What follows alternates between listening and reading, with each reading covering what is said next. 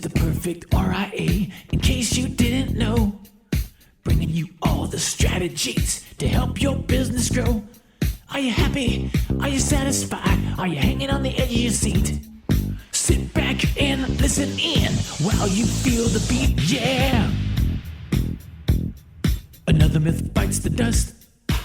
Welcome back to another amazing episode of the Perfect RIA podcast. I'm your host, Micah, and with me is not Matthew Jarvis, but I have two rock star advisors that I have seen at a conference for years. And we're just wrapping up the Ed Slott conference. And we're going to do a quick little debrief. So I have Bill Harris with us and Jim Saulnier. Did I get that right? You did well. Very good. Very good. Not bad for an Alaskan. We learn a little bit from now and then. You done learn good. How many years have I butchered it? All right, we won't go into that one. So Bill, thanks so much for joining us. Thanks for having me. It's going to be great. So Bill and you guys are both CFP, certified financial planners, and you both have your independent financial planning practices helping out. And we've known each other for years. And I thought it'd be great to do a nice little debrief from the Ed Slott conference. So I guess the first thing when we talk about this is, why'd you decide to come to a conference? What's the main thing that you want to get out of a conference when you first start coming? So for me, again, I've been a participant in the Ed Slott program for a while. So we haven't had a live conference in 2.5 years. So it was really great to get together, see some people. Most of the learning I get is out in the hallways, talking with people like you. And that's, I learned something about HSAs yesterday. I wasn't even in the class, but just hearing from other people what was going on was just a great experience. So I think that kind of learning is just so important. Bill, I echo that. That's 100%. I love coming to conferences, not for sitting on my butt drinking hotel coffee, right? But it's those hallway experiences, those in-between conversations. Yeah, that has transformed my practice over the years. Jim, what about yourself? You can't use that one, sorry. Well, Ed's very proud of his food, so we have to say that. Now, if you're an Ed Slott member, you get that You joke. get that one. You get that one. If you ever been to an Ed Slott, no, the 2-day or even in the classes that we go to, he does talk up his food. But very similar to both of you, I come to these to learn, and that's why I'm in the Ed Slott program. Mm-hmm. Specifically, this time I was hoping to learn about the proposed regs under the Secure Act. Yeah. There's a lot of misinformation and confusion, and I'm proud that the IRS took something that was relatively simple and totally blotched it into this incredibly complex set of rules now. But that's mainly why I joined the Ed Slott program. But I go to, not concerts, I go to conferences in general for the networking. Yeah. Which for the last 2 years, we've been doing everything over Zoom, and you lack that networking, the interpersonal relationships, and that's why I like to come in person to these events. Not to be too much of a selfish plug here, but that is the reason we created our mastermind programs the way it is because these in-between conversations are great. And what we focus on our mastermind is a little bit of learning, then a whole lot of experiences together. We go do adventures, we go do other things, et cetera. So we have more hallway conversations because we're going to create more time for them. So yeah, I love it. And ultimately, great friendships. I mean, Bill, you and I have been hunting together, and I know you're going to try to come with us someday. Well, Bill's going to win that ticket for us, and then we're definitely going to go. We'll so that is the plan. And I've been up to Alaska fishing with you. So again, a couple times. Met some great friendships over the years. And the interpersonal friendships is invaluable as well. Yeah, amen. Well, let's talk about some fun tax stuff. Jim, as you mentioned, the IRS did a great job, or Congress did a great job of overcomplicating some very basic things. I think it's the IRS on this one. It's their interpretation of what Congress passed. Congress was ambiguous. The IRS just chose to interpret it in a very complicated manner. Well, let's be safe and just blame both of them. All right. Fair enough. All right. So let's talk about this. What did you learn out of this conference? So you can pick on anything. We went through a bunch of different topics, but what things did you learn and take away from? You can go first. Oh, sure. Put me on the spot. Hey, listen, in the introduction, we talked about how I learned about HSAs. And what I always try to do when I'm at a conference like this is immediately which client has, you go through a lot of textbook stuff and you're like, oh, so-and-so client has that issue. Because sometimes there's a lot of just really deep, heavy material and you want to know how to apply it. So you guys came out of an HSA thing the other day and talked about how a child can be on their parents' healthcare plan, but be able to contribute to their own HSA and go above and beyond the family contribution amount. And I said, well, I get clients that fit that bill. So I'm excited to go home and put that non-dependent child. That was huge. Yeah. Yeah. And again, I wasn't in that class, but I heard about it. I'm like, that's awesome. Yeah. So the quick summary on that one, Jim, jump in here if I've misheard this correctly. But if you have, let's go, a 19-year-old that's on a family health plan and they're non-dependent, right? They're self-sustaining, that's there, but they're still on their family health care coverage, then both, assuming it's a high deductible plan that qualifies for an HSA, then the parents can make a family HSA contribution, right? Which is the $7,300 plus potentially they catch up if they're over 55. In addition to that, the child can make a family contribution as well because they have their own, and they're under their own family plan. Of the full amount. Of Correct. the full of $7,300. Right. Until they're 26 and off the parental plan Correct. and have to get their own plan, then they're going to go back down to what a single person can contribute. That is a huge takeaway, right? That is something that I'm going to bring up in multiple webinars. I'm going to be bringing it up in conferences, right? Because even though it doesn't apply, this is going to show one of those little details that you're paying attention to tax law and a key thing that other people aren't talking about. So let's give a plug to the gentleman in the Ed Slott group. Does anybody have it? Can look it up? He's like the Ed Slott of HSAs. This guy is incredible. I tell you what, if you want to, just email us, lifestyle@theperfectria.com. Shoot us in there. Let us know you want that. I'll pull it up in a second. All right, Bill's more amazing than I am. He is the Ed Slott of Just HSAs. so people out in podcast land know, I do have a manual in front of me. He's searching his mind. I'm searching the database, so I will get you that. So move on and we'll get to it. All right, well, let's pick on HSAs for a little bit longer, right? Another thing that I thought was just a solid idea that they talked about. Ryan McEwen. Ryan McEwen. Hopefully I'm pronouncing that as well. McKeown. Yeah, he was a guru of this information, just did a phenomenal job. So I would definitely take a class. What's his website? Give that to the listeners. It's wealthenhancement.com. All right, you want to give out a cell phone number as well? No, all right, just kidding. We won't give that one out. Hopefully we're not getting him in trouble with his compliance people. He said, what? He said, what? You can't do that. Well, the other thing that I really liked about this, and I'm going to do a whole post on this because, as you know, we specialize with federal employees, about a little bit of an edgy post is, should you fund your HSA before you fund your 401k or your TSP, right? Take the match out just for discussion. But let's say I'm going to make my math easy. The first $7,000, let's say there's a match. Okay, you're going to put the match in at least to your K plan or your TSP. But then other than that, what should you be funding? He made one heck of an argument that you should be max funding your HSA over your 401k or your TSP. Oh, because it gets the trifecta or the quadfecta on taxes. Yeah. No, that was I wasn't there, and I'd be like, HSA all the way. Yeah. So Jim, just go ahead and run through that real quick. What's the quadfecta of taxes? Well, I'm not. The quadfecta may not work in your situation because. Because I'm in Alaska. You got an Alaska joke coming on? No, putting the contribution into an HSA. But through your own contribution and not through a payroll deduction, you won't get the quad of the quadfecta, but you can still get the trifecta. And that's going to be the money going into the HSA is obviously going to be deductible on your taxes. Right. It's going to grow tax deferred inside the HSA. That's number two. It's going to be removed tax free, assuming it's qualified for medical Potentially. expenses.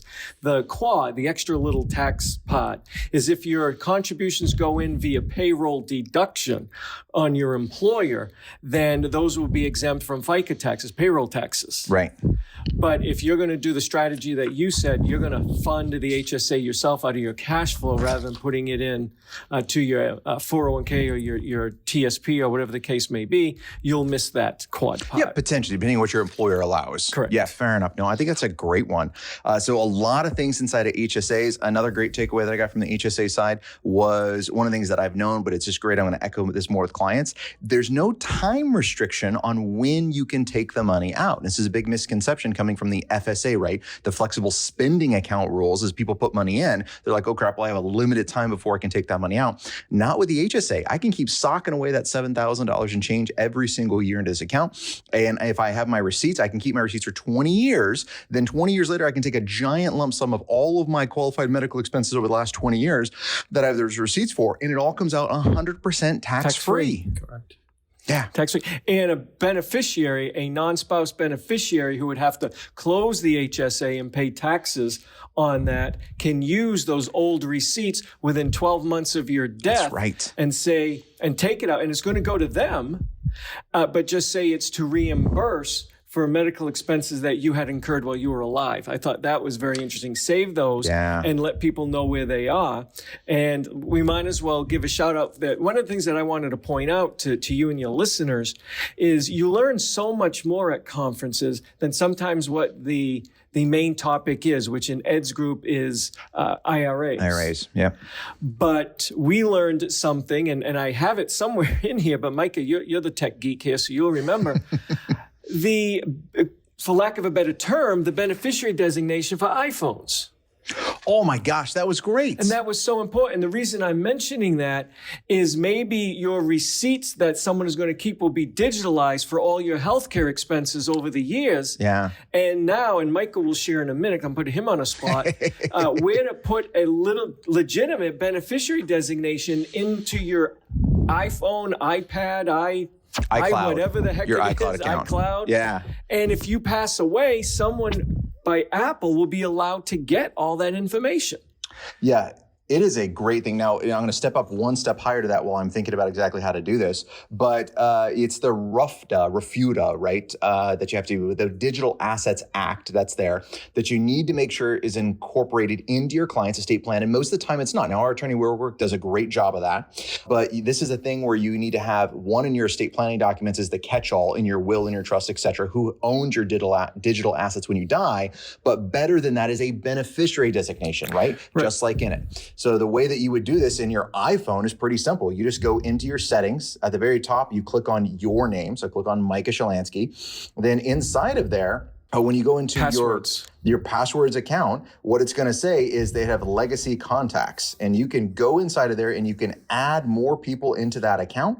And when you add more people into there, it's going to be great. You can show up and you can put my wife on there. I can put my sister on there, anyone else. So that way, if I die, they can use then that code. They can go to Apple. They can get my digital assets that they own. And it could be the digital copies of your health expenses that you had during your life, and whoever inherits your non-spouse beneficiary, who inherits your HSA, can use those digital assets within 12 months, digital receipts within 12 months of your death to take that money out tax-free, which otherwise would have been subject to taxes. And this is kind of like cutting edge, new frontier of estate planning. If you think about it, I can't tell you how many songs I've bought on Apple iTunes, airline miles, like everything's digital. It's like, how do you access that? So you better have a good plan around how your digital estate plan is going to work. And keep in mind, right, what a lot of clients are going to default to doing is they're saying, oh, well, I shared my password with my son. I shared my password with my daughter or whatever. Well, that's great. That's also illegal, right? Yep. That's fraud. You're logging in under someone else's name. You're considered a hacker. This doesn't look too good. You have to give them legal permission to do that. And that's done in estate planning documents, and it's done by beneficiary designations with these digital assets. Yep. That's great. Yeah, so stuff. Getting stuff out of conferences that you didn't intend to get out of, right? I mean, that's a huge thing. That was not a takeaway I expected to come out of this conference at all. No, I didn't expect that either. And that's, again, that's the benefit of going to conferences. I love it. All right, Jim, put you on the spot again. What else did you learn in this one that you're going to take back and implement with clients? Well, hands down, Jeff Levine. I didn't even know Jeff was going to be here. Oh, yeah. Now, if you don't, I have a great clip of Jeff Levine talking to Jim. It is amazing. So we might publish that later. That end? Micah, can you do it? Well, why don't you tell the whole story? Years ago, it was when Ed had a workbook, right? And I found a mistake in it or something? Yeah, we were going through the workbook and you found a mistake in it. This was about 3 years ago. Ed gave us a workbook at his event. Yes. And we had to fill in. I don't know if you remember that. Yeah, I do. And so we went up on stage and we went up with Ed. We were working through the workbook. And just like anyone else, no one likes to be wrong, right? So fair enough. And so we're going through it. Anyways, on the iPad that's sitting there where we find out with the mistake, I wrote on the iPad, Jim is wrong. And that just stuck. Before you go on, I found it was a mistake. Correct. You were correct. Jim was correct. We wanted to point out to Ed he made a mistake. Go ahead, take over the story. Yeah, so we wanted to point it out that he made a mistake, but on the iPad, I wrote in big letters, Jim is wrong, and that stuck in Ed's mind. That was there. And so we went back to the seats and he said, all right, I got to make a correction and I got to give credit to the one who's doing it. He's like, wait, where's the Jim is wrong? Jim is wrong group? He's yelling it from the speakers, 400 people there. I thought it was amazing. Jim, slightly less so for some reason. Because I was not wrong and Micah took credit for being right. But it's funny how you put that idea in his head subconsciously. Right. By writing in big letters, which I did not see, Jim is wrong. Anyways, took where over. we're going with that is Jeff Levine, who I'm sure all your listeners know. Do you have to introduce who Jeff is? I doubt it. Everyone's probably heard of Jeff. Jeff is great. If you don't follow his tax work, he's really good. He's kind of on the cutting edge. Whenever there's new tax acts that come out, he pushes out a ton of information. He's involved a little with, I think, with XY Tax, involved a little with Holista Plan. He used to have his own practice. I don't know, but does he still have his own practice? I don't know about that, but his Twitter is at CPA Planner. Okay. And he's prolific on Twitter. Doesn't he? Isn't he I would with? certainly recommend tuning into him. He's with the company now that Kitsis is Buckingham? with. Buckingham. Yeah. Yeah. Okay. Yeah. Yeah, it's a solid guy, great tax information. Highly suggest you follow him. Very smart. I had no idea he was going to be here. He used to be one of the technical consultants for the Ed did. Slott group years ago. And everybody loved listening to Jeff. And he came, and I still took away. I'm just amazed with this strategy. So I'm going to mention it again. It's that 2038 trust, otherwise known as a testimony powers of appointment trust.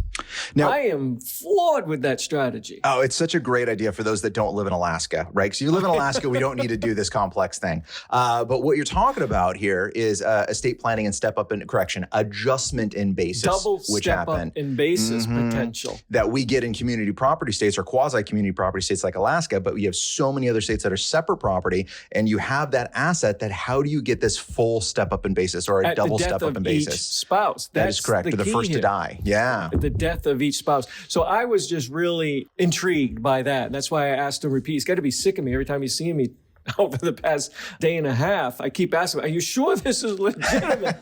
You sure we can do it? And what do I tell an attorney that I want to create? And that's when he called it a 2038 today. Did you guys ever hear that? Yeah.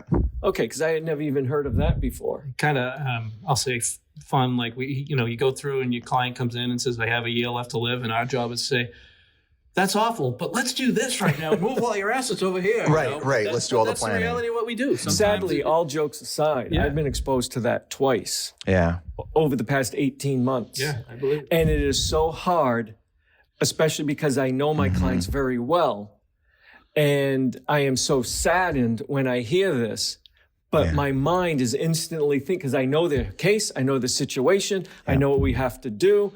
For instance, homes in Colorado have appreciated so much and other real estate, and I know what their investments are. And I have a very hard time breaching from that point, to the inevitable. So let's talk about what we're going to do.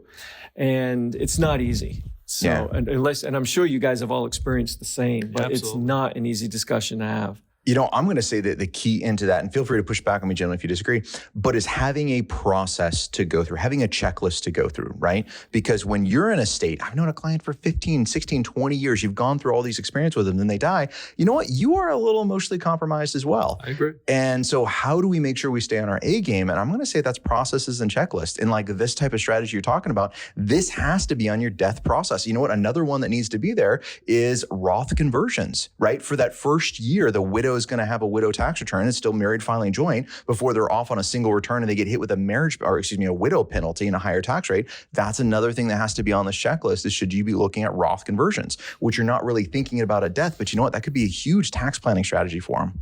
Absolutely. Absolutely. So that was some of the good takeaways that I got was not even listening to Ed and his technical consultants. It's what we got, again, from chatting to everybody in the breaks and attending these breakout sessions, as they call them, where it's optional, but most people attend it, and learning from other people that are here. I just want to change the game a little, and if you go can for put it. some sad music.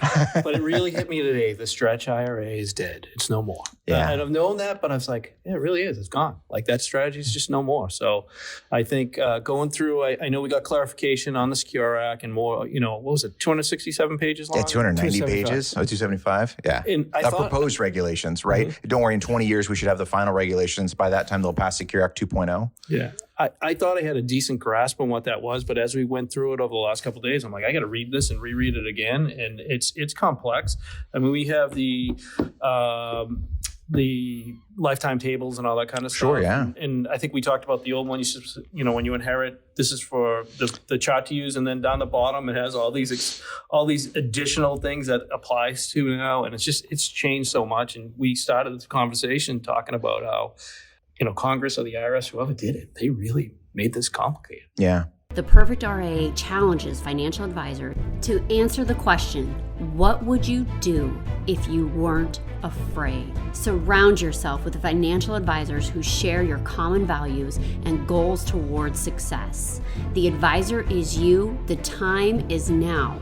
Don't be like most people who fail to take action and achieve their dreams. Go online today at theperfectria.com and decide what type of financial advisor you plan to be. But this is a great, I'm going to call it dishwasher rule, right? Let's get credit for the work that we do. So this is a great reason that you should get out there and review your client's estate planning, right? And say, hey, now does their trust comply with the new changes in the Secure Act? It may not. Whether it does or doesn't, get credit for the work that you're going to do. Get credit for talking about, you said the death of the stretch IRA, right, Bill? Let's make sure we're chatting about that with the clients and what impact that's actually going to have that's there. And keep in mind with the new proposed regs that's there, even under that 10-year rule, if a client passes away after the required beginning date, right? So after they have to take their RMD, there's still an RMD that the client has to take, even the beneficiary has to take within the first 9 years. So every year they got to take an RMD, plus they have the 10-year rule. So these things are complex. We got to make sure we really understand that and how these beneficiary rules are, and we're adequately explaining them to our clients and what impact that actually means, right? The death of the stretch IRA, clients may or may not get that, what impact that has, right? We need to be able to explain it to them and say, great, now here's our next planning strategy that we need to do, showing your worth. Absolutely. And one thing that I picked up in respect to that, and Ed tried to make very clear, is these are just proposed regulations. The final rules are not out. But I was floored when he began this whole discussion, and I wrote it down, and he said, remember the Tax Reform Act of 1986? That's right. Which was as of then, was the biggest impact to the U.S. tax code. And he said, we have proof of that because the Internal Revenue Code used to be called the Internal Revenue Code of 1954, but they changed it to the Internal Revenue Code of 1986 after this Tax Act change. Anyways, his point was the final IRA distribution regulations did not come out until 2001. Wow. I think it's 2003. I think it was even later. Oh, I wrote down 2001, but it could be 2003. 15, 17 years later, right? Yeah. Yeah. But that's how long it took the 86 Tax Act rules to be finalized. So Ed warned us, and I guess we'll pass this warning on. I was always telling clients, these are proposed regs. Don't worry about it. We're not going to do anything until I get the final. Because I thought the final, I said, okay, well, they're going to close it sometime in May. They'll probably be out by August. Literally, that's what I was thinking. And I had shared that with some people. And now Ed says, we don't know. Or he doesn't know when they're going to come out. And that's why he shared that story. Look, it took 15 or maybe 17 years from the 86 changes to get the final rules. Wow. And he said, you guys need to start acting as if these proposed regs are the final rules. So for all you guys listening and gals listening who are thinking, well, I'll wait till the final rules come out and then I'll start learning this and then I'll start following this and paying attention. You should be paying attention now and learning it now, even under the proposed rules, because we don't know when the final rules are going to come out. Jim, that's such a great point. I want to add to that and say you also need to know where these gray areas are in the proposed rules, right? There's some things, okay, they're proposed, yeah, they can change it, but there's some things that they're probably not going to change. There's also a few gray areas that are out there that we're not 100% sure on what the IRS means and how they're going to rule on it. You need to be educating your client about this, right? Just to say, Micah, you told me, what I want my clients to say if the IRS changes the rules and we were wrong was, well, Micah, we made our best guess, but I know you told me they're proposed, right? Well, let's make sure you're documenting that, mate. Let's make sure you're communicating that. And guess what? CPAs are not on top of this stuff, right? They don't know a lot of this stuff. So this is a great way that you can do a nice center of influence campaign, reaching out to CPAs and sharing some of this information as well. Yeah, the biggest grade that I got and still confuses me to a degree is the distributions, the RMDs between years 1 and 9 under the 10-year rule. If someone dies before their required beginning date, allegedly there will be no distributions. But if you die after your required beginning date, there will be distributions versus during those first 9 of the 10 years. And the consultants were making it clear That's their understanding, but there is no guarantee that being exempt, if someone dies before the required beginning dates, being exempt for those first 10 years, or technically 9 years, is going to apply or not. So I'm sitting there thinking, well, I've got clients already in that boat. Should we start taking distributions because there's no clear guidance? It's kind of a gray area. Yep. Everything I have been reading on is saying if someone died before the required beginning date, there are no distributions the first 10 years. 9. Yeah, 10 years you got to distribute 9. it. Yeah. And the reason we keep saying 9/10, and there's some ambiguity here, folks, is in year 10, the required distribution is the rest of the account. Correct. 100%. 100%. It's very easy to calculate, which is great. Take it all. Whereas the first 9 years, it's going to be distributions based on the remaining life expectancy of the life expectancy of the beneficiary. Right. And Micah, if I can paint a little picture. Yeah. The three of us are in the room, listen to the conference and the speakers, and they'll say, and we'll hear something. We'll all be like, "Oh, did you say what I thought he said?" And we start talking about it in the back of the room. But I think we looked at it was a calculation.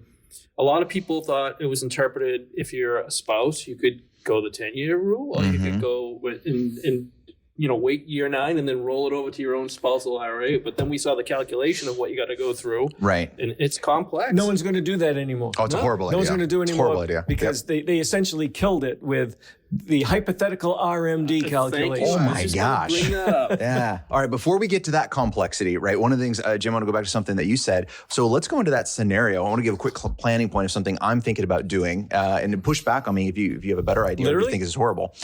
Yeah, it's okay. I can edit this thing later. So you can Well, literally physically push back on me. push back on That's you? right. We'll tell people later about what happened to your jaw. All right. So you had brought up the point about we don't know. We think that if somebody dies before the required beginning date, there's no RMDs. Let's go with that theory. For the beneficiary. Right? For the beneficiary, right? Until year 10. Great. Well, what if we wanted to be ultra conservative and said, you know what? Maybe there would be, because now there's that rule that's out there. It says, at least as rapidly they're supposed to take money out. So one thing I'm thinking about doing is, let's say the RMD is X amount of dollars, 6,000, 10,000 a year, whatever it is. My plan is, okay, if the beneficiary has another IRA account, maybe that just makes sense to do more Roth conversions with. I use whatever the RMD is from one account just to pay taxes, and on their own accounts, because you can't do a Roth conversion on an inherited account.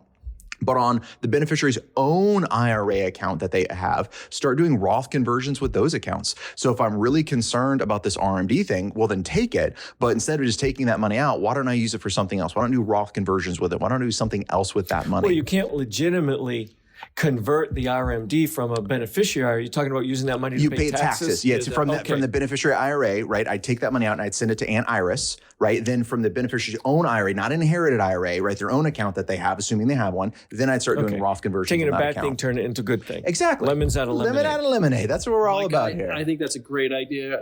I'm a big believer in the Roth, and obviously this just lessens the tax burden because you inherited the money and you got to take it out anyways. So I don't see any downside. Perfect. Well, talking about downside, let's talk about your hypothetical recalculated RMDs you just brought up. And that's not a hypothetical. This isn't a hypothetical topic. This is the legitimate name of what the IRS came up with. Yeah, so I just learned about it today. It's called the hypothetical retroactive spousal RMD. Would people like to know the Secure Act regulation pages for reference, Micah, so they can go back and look at it? Give them the pages. Yeah, it's in the Secure Act regs, page 67. Proposed regs, page 67 through 69, 75. 241 through 244, 254, and 255. Go ahead. To me, it's what is essentially going to kill the strategy of a spouse inheriting the IRA. She is allowed, or he is allowed, to choose either the 10-year or move it to their own. Right. The IRS was trying to close this loophole of, okay, well, I'm going to do it under the 10-year. And if they died before the required beginning date, I can leave that sitting for 9 years. Yep. And then in the 9th year, before the 10th year, because year 10, it's 100% RMD. In the 9th year, I'm going to move this to my own IRA. Right.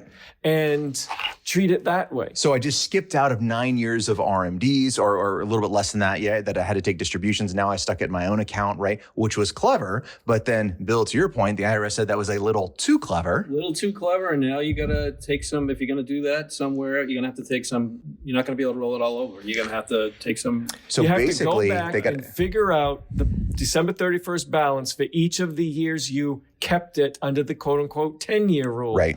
Figure out what the RMD would have been each of those years, add it all together and take it out in one lump sum RMD in the year that you go to move it or roll it, because the spouse can do a spousal rollover, roll it over into your own IRA. Yeah. You got to take a massive distribution. So it essentially kills the whole purpose of that. There could be pros and cons with that, right? We could find an edge case potentially where that's going to make sense. Yeah, but great news is I'm going to make some lemonade out of lemons here. There's no penalty for this, right? So they're not going retroactive with a penalty. It's just the distribution and pay taxes. So that's a positive thing that's going to be there.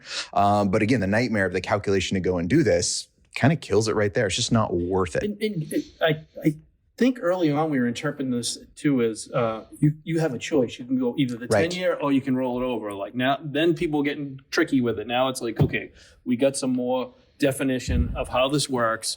And again, this just goes into how complex these rules are. Thank you, IRS or Congress or whoever did it. So I guess that keeps us employed, right? Amen. All right. Well, guys, this podcast is all about action items, right? What can advisors take? What can we learn from this information and take actions on? So I'd love us to boil it down to one thing. I'll go ahead and go first. What's one thing that we're going to do after this when we go back to our office and implement? For me, I'm going to go back and it's going to be in our list. We're going to update our checklist of the year of death. I've had a couple of clients pass away and I'm just thinking, you know what, I really need to do this. Our checklist in year of death, what are things that we need to be thinking about, especially how do digital assets play into it, these types of beneficiaries, what tax planning strategies are there in year of death? And I really want to make sure that's top notch while it's on top of my mind. Yeah. For me, it's literally go through these manuals with my team and kind of look and start to make a list, like which clients does this apply to, and start to go after it. Yeah, I could go off on such a tangent on that one, Bill, because how much time do we spend on our own education? Yep. But we deprive our team on this education. The more we can educate our team and the more competent and educated they can become, the better that they're going to be. That's the better massive value, delivering massive value, right, to our clients in the end. So I love that one. That's a great one. Sorry, Jim, you got to top that one. I can do it. All right. The challenge is on. Gauntlet has been thrown. It has been thrown. This is all right. We'll try this. I got three options here. Couple of the takeaways that I got that we're definitely going to start looking at. We'll go back to the HSA one again because it was really good. One. I like the idea, and this is one that it makes sense. And I believe, I can't say for certain, but I believe I have done this in the past, but I totally forgot about it. Clients who are over the age of 59 and a half and have an HSA. So you need to be both. Sure. If they're funding the HSA, not through a payroll deduction, but they're funding an HSA through their own, like I do. I don't do mine through a payroll deduction. I do it on my own. So if they were to take the money, let's say they're allowed to put in the Family Max, $9,300. Take the $9,300 out of their IRA because they're over 59 and a half. Great idea. No 10% early withdrawal penalty. Yes, it's going to be taxable. Y'all are yelling at your iPod playing devices right now. But once they take that $9,300 out, put it into the HSA. Now they get a $9,300 deduction on their taxes. So it's a wash. But you've taken an asset that is going to always be subject to taxes when it's removed from the traditional IRA, right, and put it into an account that will never be subject to taxes, assuming you take it out for qualified medical expenses, which isn't that difficult to do throughout the rest of your retirement. Amen. So I like that. So I have a note here that we're going to go back and start looking for all our clients that fall into that category. The other one that I'm going to have us do, because it can burn us, especially in the year that a client turns 65, I have to remember to keep paying attention to the month that they go on Medicare. Mm-hmm. Because for HSA contribution eligibility, they essentially went on Medicare 6 months before they actually go on Medicare.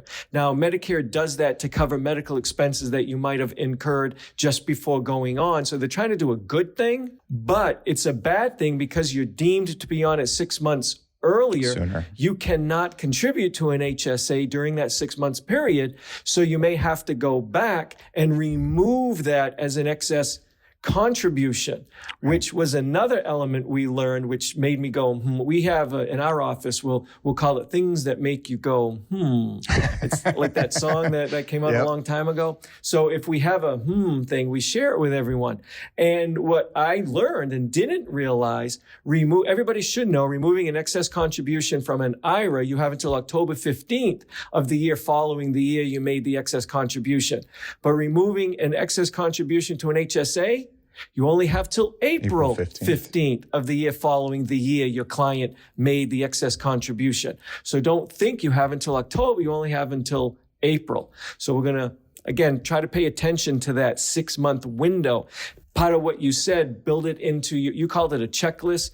We call it build it into our SOP, standard operating procedure. Sure.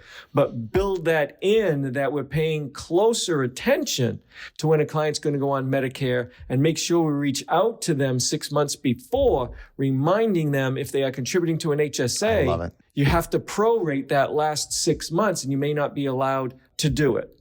So those were the two of the three. I don't want to get into the third one and bore your listeners, but did I win the challenge? I don't know about that one. I think we'll play that Jim is wrong. Wrong. I thought all these were great things to be really actionable on and things that we're going to do. Remember the dishwasher rule when we're going out, it's not just enough to say it, right? And to do it internally, we got to be sharing that with a client. One other thing, and then Bill, I know you have a comment I want to make sure I bring up too.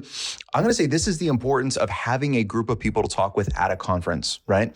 So thank you to you guys because one, we were only told to quiet down one time. I thought that was impressive. We were right at the start. Right at the start. Someone ratted us out. That was ridiculous. Had to be one of the people sitting near us. Yeah, pretty much communists. All right. But, it's the group of having a couple guys with you and being able to go through this, like when they're talking about it on stage, to be able to lean over, hey, Bill, did he say this? All right, Jim, how does this apply here? And that's really powerful, at least for me in conferences. So thank you guys for that. Yeah. I want to just end on a fun cautionary tale. Let's do it. Andy Ives is one of our technical consultants at Ed Slott, and he read this. And we spend a lot of time in these meetings going through private letter rulings and tax court cases, and it usually ends badly. And it's always the taxpayer is responsible, right? Right. And so he literally in the regs, it says, well, a custodian may calculate an RMD, but that custodian is not required to calculate the RMD correctly. So for your listeners, don't be trusting your custodians. You better know how to do this. And just one other final pop to you, Micah, I love the podcast. You guys are doing great work, so keep it up. Awesome. Yeah. Thank you, Bill. I appreciate it. Podcast, so thank you. And where can they find more information about you at, our listeners? I'm on Twitter at Bill M. Harris, and you can LinkedIn Bill Harris as well, WH Cornerstone Investments. So excellent. And Jim? I'm not on Twitter. Wouldn't even know how to tweet a tweet. Or Twitter tweet, whatever the hell they call that thing. Not on Twitter, not on Facebook. But you got a pretty good podcast. We do have a podcast, Retirement and IRA Show, but that's about it for social media. I'm not on any of that.